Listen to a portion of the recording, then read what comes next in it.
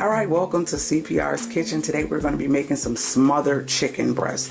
So these are the seasonings that we're going to need. Starting from the right, we have the parsley, we have some chicken and poultry rub, we have some onion powder. Behind the onion powder, we have some poultry seasoning, some thyme, some paprika, and some garlic powder.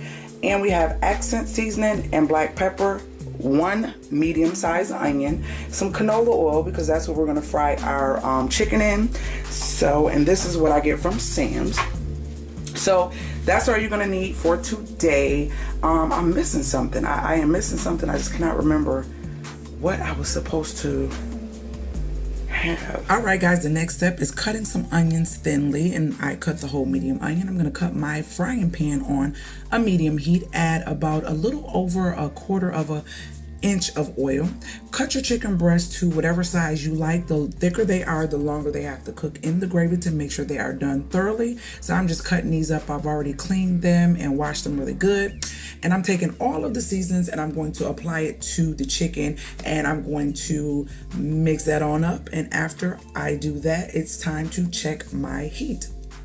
This is how you check if your heat and your oil is ready. Once you hear that sizzle, it is ready. So now you're going to drudge the chicken in the flour and you're going to fry these. Now, if you just want to make fried chicken, this is going to be the way to make it, and this is also the way to make it with bone as well. You can make it breast or bone. You can stop at this part right here. If you want some great fried chicken, this is all you have to do, but we're not doing that. So after I take them out of the frying pan, I'm going to drain them. And then once I drain them, that flour we will be using, guys. So it's not going to go to waste, I promise you. We're going to get our big pan and we're going to put it on the actual heat and put a little bit of oil in it because we're going to start frying our onions. This is the first step of the process of the gravy. So we're going to fry them.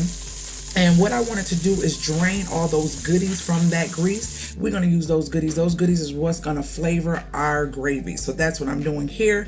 And as I allow this to fry, I'm going to add a little bit more of the oil that I fried the chicken in. This is going to flavor the gravy so well. So I'm going to stir this until it gets translucent. And this is the beginning of a great Southern style gravy, guys. As you see, it is starting to bubble up and fry. Now you're going to add your gravy. Your flour, not gravy. We're making gravy. You're going to add the flour. As you see, it's starting to look thick and cloudy. That is because it is starting to form a gravy. You don't want to put all the flour in at one time. You're going to put a little bit at a time and stir it as you go. We don't want to overcook the onions because we don't want them to fall completely apart. Here's where I put my thyme because I feel with the heat and the grease and the oils, all of that makes that thyme just come out in my gravy. And then I'm going to add a little bit of all the seasons that you've seen in the beginning into my pan. You season the way you like it, and this is the way I do it. I season inside of the gravy like this.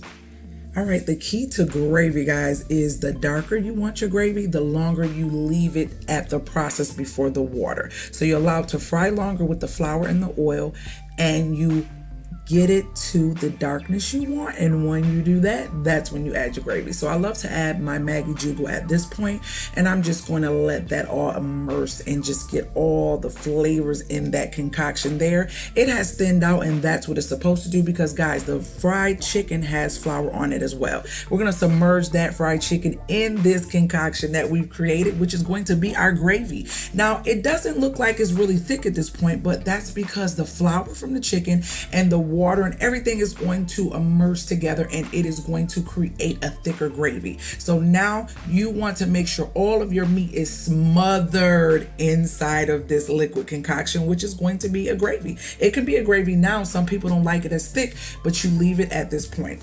And this, I add a little bit more parsley. And guys, look at this. Do you guys see this? Do you guys can't even smell it, but if you could just see how tasty this looks. Now, didn't I tell y'all this stuff was gonna thicken up? Do y'all see that? Doesn't this look so tasty? OMG. This is amazing. This is one of my favorite dishes. I love smothered anything.